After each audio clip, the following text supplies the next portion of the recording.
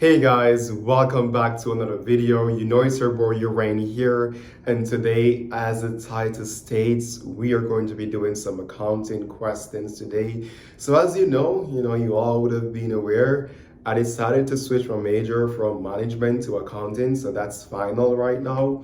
And what I'm going to be doing is that each week when we start a new lecture topic, right? I'm gonna be coming on here and we're gonna be solving some questions together. I'm gonna be explaining the different chapters, and this is always gonna be going forward until I'm finished, right? So guys, I'm gonna have the question that I'm gonna be working on the screen. So maybe you could take a screenshot of the question, right? And you can take a screenshot of the solution once we are finished, right? And you can go over it to see what's happening. Or I don't know if it can hold, but I will try to put the question at the side of the screen if it can hold.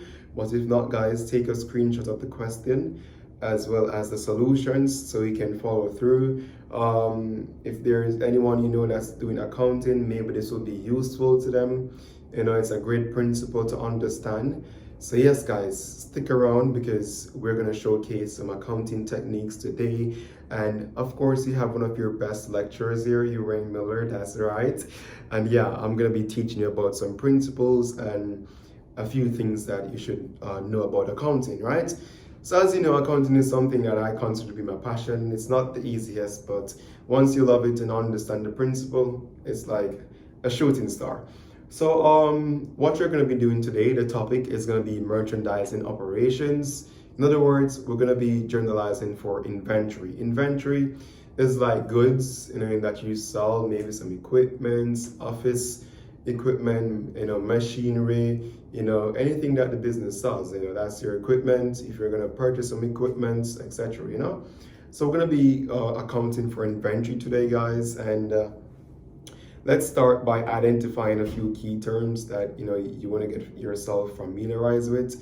So let me go with the basics because I don't want to lose you guys. Accounting is a course where if you talk too much, you will lose your audience. So I'm gonna start with the basics that you guys should be aware of, right? So okay, so let's talk about a few key terms that we're gonna be looking at in this specific topic. All right. Now, as you know, the topic is on inventory. So that's what the topic is gonna be on today, inventory. And two things that you want to know is that we have two ways of recording inventory. One, we have the periodic. So this is called the periodic inventory system using the earnings approach, right? Or we have the perpetual. Still can't pronounce that word correctly, but I think it's spelled like this. Inventory system. I'm just going to shorten inventory as INV. All right. So this is the two things that you definitely want to differentiate between and know the differences between these two systems. If you don't know the differences, you won't know how to apply the principles, and if you don't know how to apply the principles, you will never get these correct. All right. So under the periodic inventory system, it's basically saying that hey, we record inventory at a period in time, right? So it's basically saying we are recording inventory at a period in time under the periodic inventory system. I'm sure you guys understand that, right? So it's not like we're going to record inventory continuously. We won't record the inventory as soon as a sale or purchase of inventory occurs. My bad. Oh my God, you're trying to twist at times, guys, and all that. No, instead of doing that, what we do is that we record inventory at a point in time. So maybe we record inventory at month end, at year end, quarterly, depending on how the business wants their inventory to be recorded. And that will be done under the periodic inventory system. Now, on the opposite side of this, we have the perpetual inventory system, which says that we record inventory inventory as soon as a sale or purchase occurs. So all this is saying is that, hey, as soon as we make a sale of our inventory or as soon as we buy some inventory, we put that in our company books. That is all it is saying. So now that you guys know the difference between the two types of inventory, right? That's amazing. Great. You guys know the difference. I'm sure you guys know the difference, all right? One, we record it at a point in time under the periodic, and on the perpetual, we record as soon as the sale or purchase happens. Simple principle. All right. Now, it also goes further, right? You have two different type of way to recognize delivery cost. That's something you guys should know. It's a principle. So delivery cost, there's two ways to recognize delivery cost. One way is through FOB shipping, and the other way is through FOB destination. All right.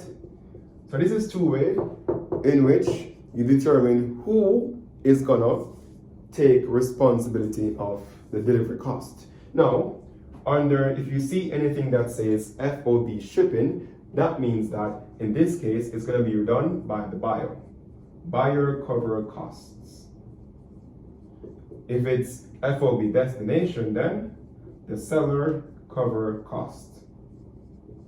All right, so I'm sure you guys understand that. It's basic English, right? So just as saying, okay, anywhere you see FOB shipping, that just means that, okay, the buyer is going to cover the cost, meaning that the buyer will be covering the cost of the delivery. Now, if it's FOB destination, then the seller is going to cover the cost of the delivery, meaning that the seller is responsible for the inventory until it reaches the buyer's warehouse.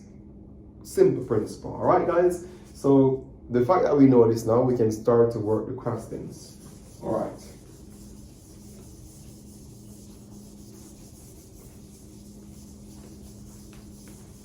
Right, so let's get some questions. Let me get my laptop. I have them on here. Right, so we're gonna be doing the question number 1. Right, that says prepare entries for purchases under a perpetual, as you guys can see, perpetual inventory system. So we're doing a perpetual inventory system, which means that we're going to record inventory as soon as a sale occurs or as soon as we make a purchase for inventories. All right, so let's read.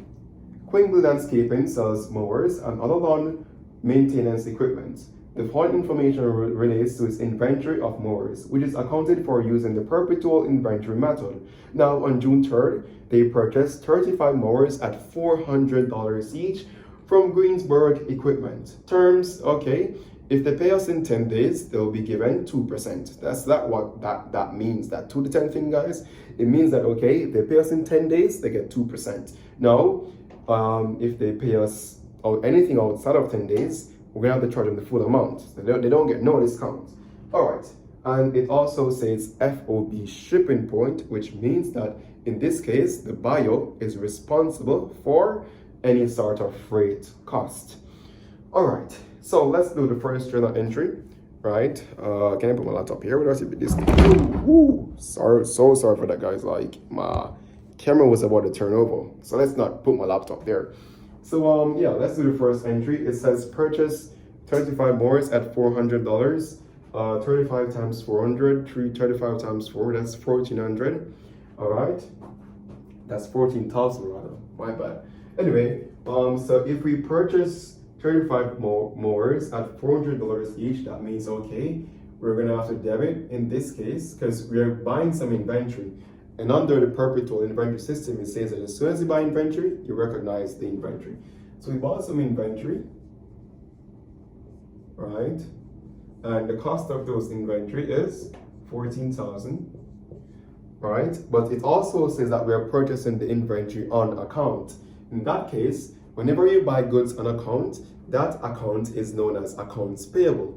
Know that principle. Now, the fact that we are purchasing our inventory on account, that means that our liability account is going to go up, right? And being the fact that our liability account, which is accounts payable, is going up, is going to carry a credit balance, so it's going to increase on the credit side. So we have accounts payable of $14,000. Great. Now, that's our first transaction. Now, the second transaction, which occurred on the 4th of June, it says that the correct company paid freight of $1,200 on the June 4th purchase. Okay, now how do you figure which is the correct company? Well, you look at the FOB.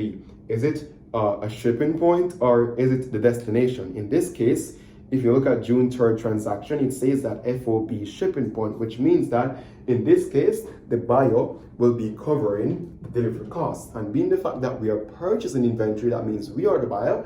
So that means we are going to have to cover the cost of delivering this inventory to our warehouse. Now, being the fact that we're going to have to cover this cost, right, of $1,200, that will be debit, because this is going to be under our inventory, right? It's a cost of taking the inventory to our warehouse.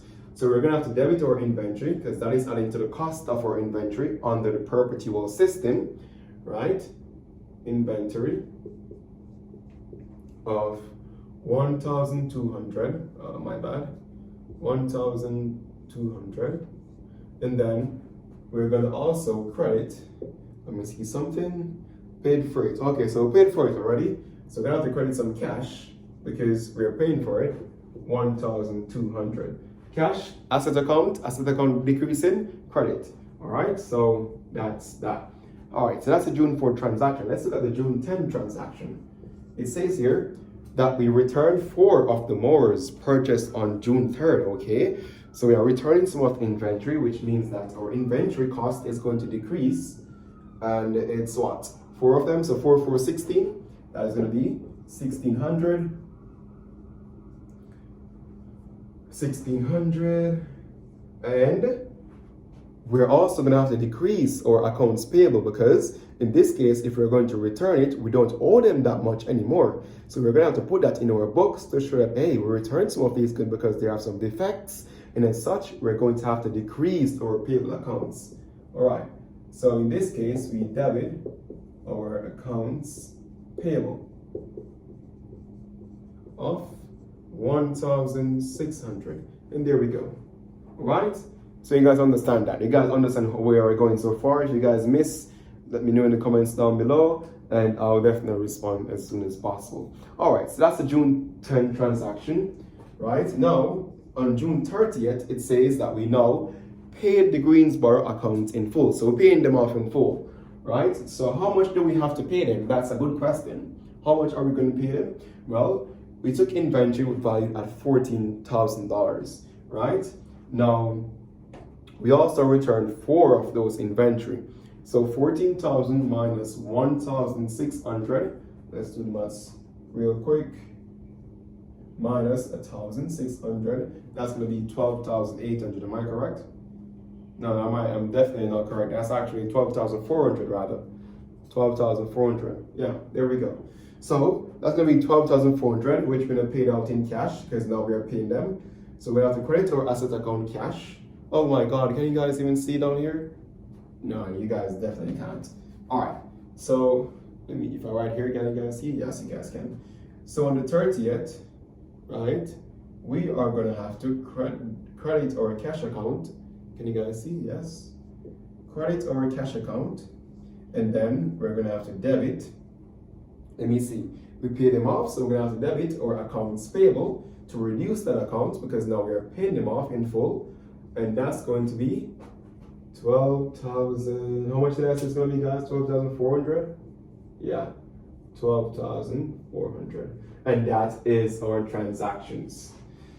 All right, so we finished the first part of the question, right? That's amazing. We finished the first part. Great. Well done, guys. All right, so you guys are here with me? Now, part B says, okay, determine the ending balance in merchandise inventory accounts at June 30th. All right, so now we need to determine the inventory balance. Now, if you look here, all you have to do is to just say, okay, what is coming in, what is coming out.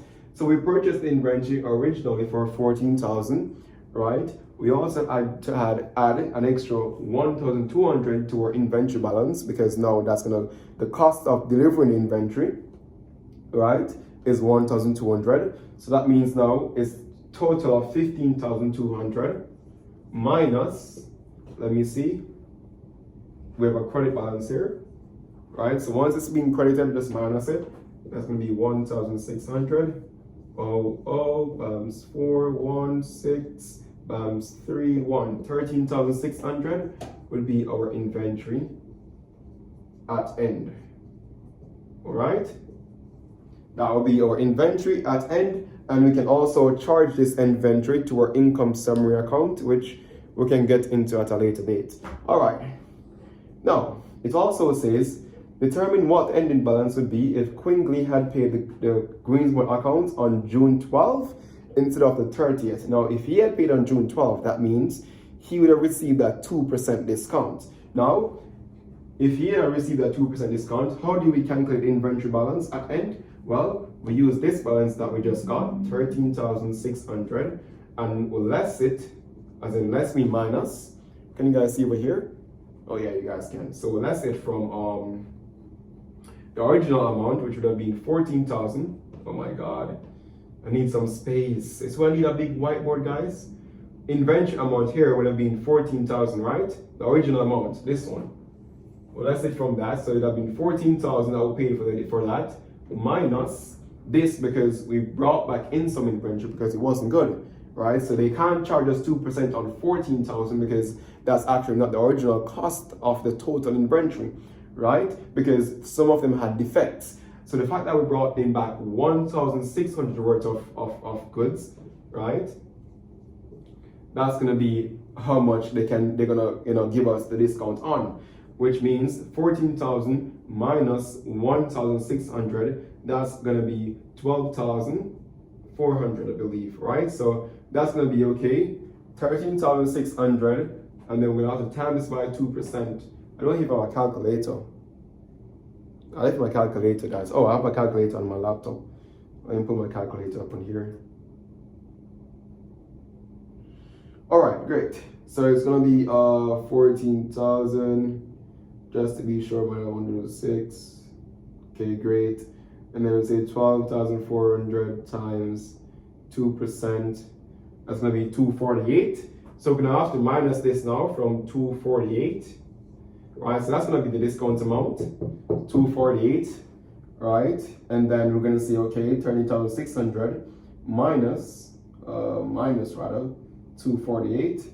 And then this would be our new inventory if we had received the discount. So if they had received the discount, this would be our new ending inventory amount, 13,352.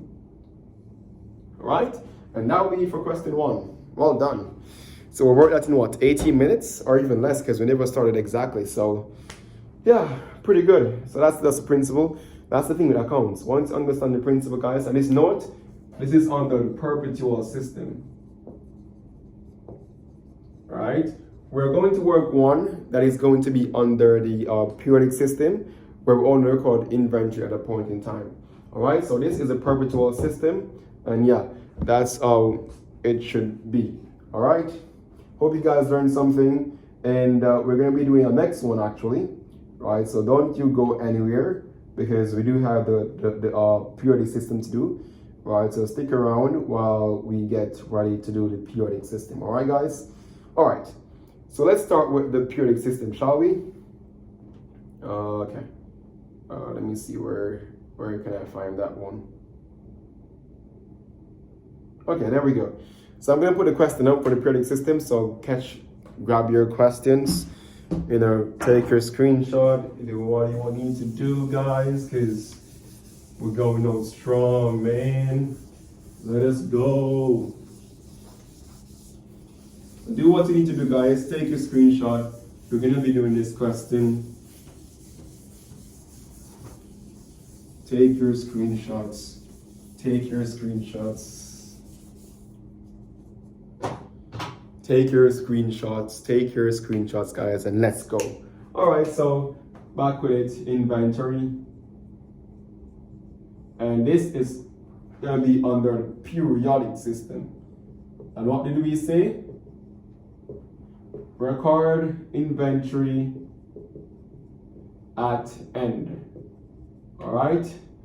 Two things you also want to look out for. FOB destination means that, okay, the seller controls, whereas shipping point, that's going to be the buyer. All right, so do look out for those two things in these questions. I know you guys might not even be able to see my horrible handwriting, but I will write better when we start to solve the questions. All right, I might have to rub some of the questions out so you guys can get to see. All right, so yeah.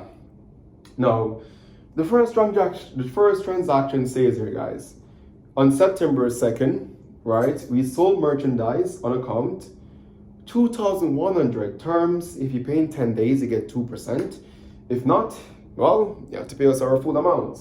FOB destination, which means that, okay, the seller is responsible for the freight costs until it reached the warehouse of the buyer. Now, let's record this September 2nd transaction. Right, I'm gonna use a different color marker because I know, you know, might need to use a brighter color marker, like a blue marker. Now, so if we sold merchandise on account, that means, hey, they owe us, right? Because we're the seller this time. We're not buying this time. We are who? The sellers. So if we sell merchandise on account, we're gonna create an account receivable, otherwise called an AR, and we're gonna debit it. All right, we're gonna also credit an account. In this case, sold merchandise an account for 2,100. This sales. All right. Now, you guys might ask, hey, shouldn't this be an inventory account and not a sales account? Well, guys, it's only September 2nd, and under the periodic system, we only record inventory at a point in time. It's either going to be month end, yearly, quarterly, but not throughout the month. All right. So in that case, for now, we call it sales, right? Then this method, it's like, okay, you look at the inventory at a point in time and see, okay, we made this amount of sales, this amount of the sales was returned, and then from whatever sales return was made, right, you can then look at a total amount of sales figure plus the amount of sales figure that was returned, and then you can calculate actually how much sales was made. So you guys see what I'm trying to say? It's like this, okay? We sell X amount of goods, but X amount of goods come back to us, maybe because it was defect or it was spoiled or something, but we had a few customers that sent back goods. This is called a sales return. This is our total sales, but we had some returns come in. Whenever we minus our sales from sales returns, that's when we actually get to see the real sales figure. So that's what the periodic system helps us to identify. Cool? All right. Now moving on. In this case, it's going to be 2,100, 2,100, 2,100. All right? Now, on the September 7th, we're going to be moving a little bit faster, guys. September 7th, we paid $225 in cash to ship the merchandise sold on September 2nd. So we are paying for that in cash. We are paying for the merchandise in cash that we shipped out to the customer. All right, so we paid $225, right? Cash coming out of business, everyone should know this. That's going to be $225 on our credit side, and then we're going to debit, in this case, we're going to debit delivery expense, right? Delivery expense of $225. All right, you guys get that? Let me show you guys so you guys can see. So delivery expense, this is delivery expense. Debit $225, credit our cash because we're paying for the expense, $225. All right. Now moving on, we have September 9. It says here the customer of September 2nd returned half. So do you see what I'm telling you guys? No, you see what I'm telling you guys? Look, I look so horrible. Anyways, you see what I'm telling you guys? Now this customer returned half what them purchasing us. So we made this amount of sales, but we have some sale returns of half of that amount. All right. So half of our sales are good. Now the customer returned on September 2nd, half of the amount purchased because it was the incorrect product. It was then returned to inventory. Remember, we won't recognize the fact that we returned to inventory as yet because only at a point in time. All right, this is during the month, and only at a point in time that we recognize inventory under the periodic system. If it was the perpetual system, guys, we would have definitely put it as inventory. But on this case, periodic system, only the point in time. In this case, it's going to be okay. The customer returned half of it, half of 2,100, 1,050.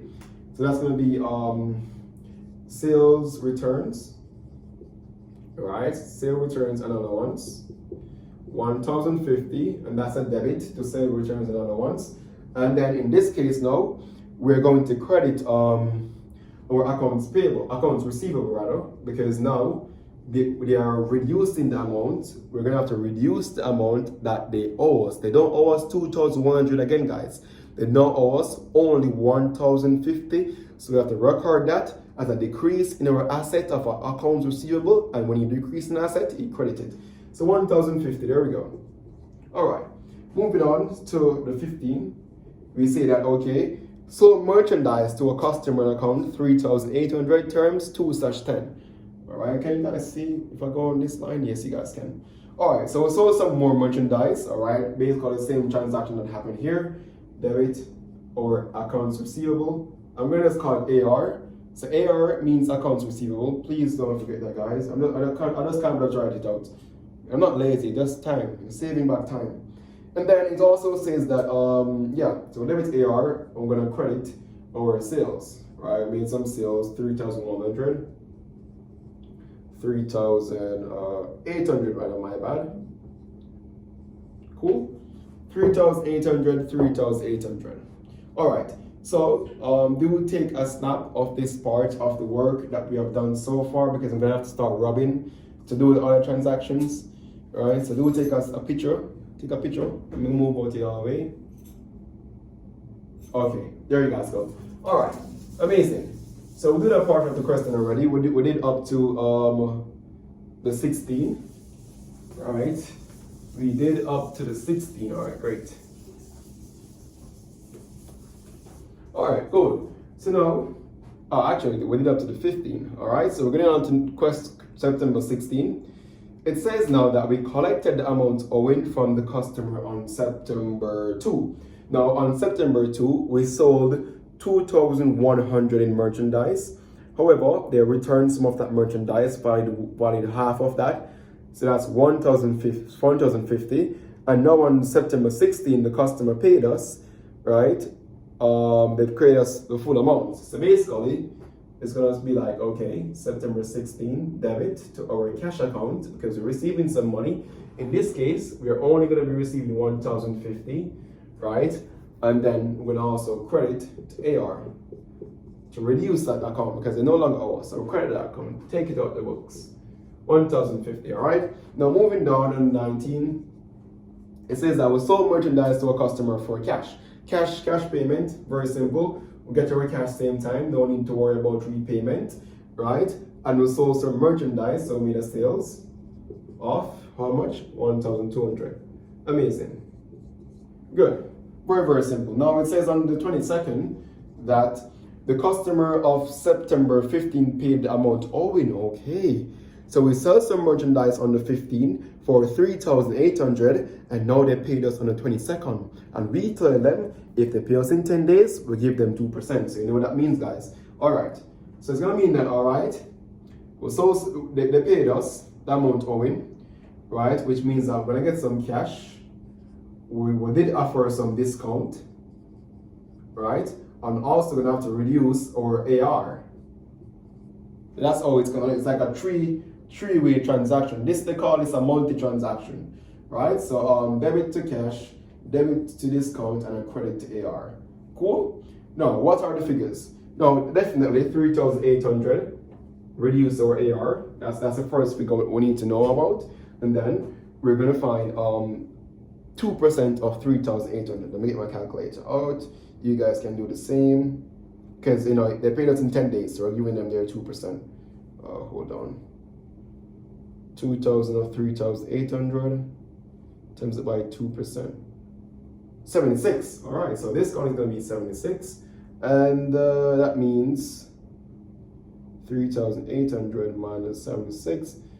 That means we only got 3,724 in cash payments. All right, so that's it, guys, for question number 3, part A. Oh, guys, I'm tired because I never be a teacher. This is tiring, you know. Guys, I can imagine I teach for 3 hours. Oh my god. Woo. This tough, man. Anyways, guys, so you do understand the principles, alright? I do hope you guys understand the principles. Right? Do tell me if you understand the principles that's going on here. Right? Please. Alright. What else do you have to do? Solution B's. Okay, there we go. So let's go for the B. Alright. Going for B. It says assume that Jan Jenner's year end is September 30 and the physical inventory cost reveal that okay.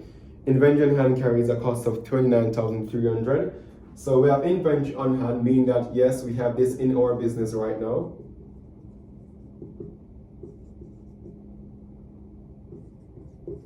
Alright, prepare the appropriate closing entries required to update the inventory account. The last time the inventory was counted was during the prior year end procedure where the total was. Alright, so at end in the prior year we had 35,250, which now means that okay, at the end we charted to the income summary. At the beginning we put it into the business, that's into the into our business inventory. Now at the end we put our inventory into our income statement. Right? Income statement is the account that shows your profit. Alright, so how we do this section B is that you say alright, at end we put it in income summary, so put a debit income summary account and then a credit to our inventory account. Yeah. So taking it out of our inventory account, put it into our income summary. Get me? And then we're gonna have how much? 35,250. 35,250. Alright, now for this one now, inventory on hand, what we do here is that we're taking it out of income summary and put it into inventory. You get me? It's just like that. So that's doing the reverse. So in this case, we'll debit inventory, right? Because we're putting it into inventory and taking it out of income summary. Income summary. But at that time it was this amount, 29,900 and then 29,900. And that's it. Wow. Okay, so we worked 2 questions under 30 minutes. Alright guys, and that's where I leave you guys for today because you're really tired right now. Alright guys, so hope you guys learned something. I hope you guys know the difference between the Perpetual and the periodic inventory system. And as we go along guys, we're gonna be practicing together. This is gonna be like a once weekly video, you get me, on the different topics. We have about 9 topics to cover, and this is the first one. Next week, you're gonna see me post a video on costing inventories. So I'm gonna show you guys how to cost inventory, like how to record the cost of inventories. So yeah, that's gonna be the topic for next week. For this time, it's just merchandising operations, right? And you guys learned something. All right, so thank you so much for watching, and your best lecturer, remember who it is, you already know. See you guys.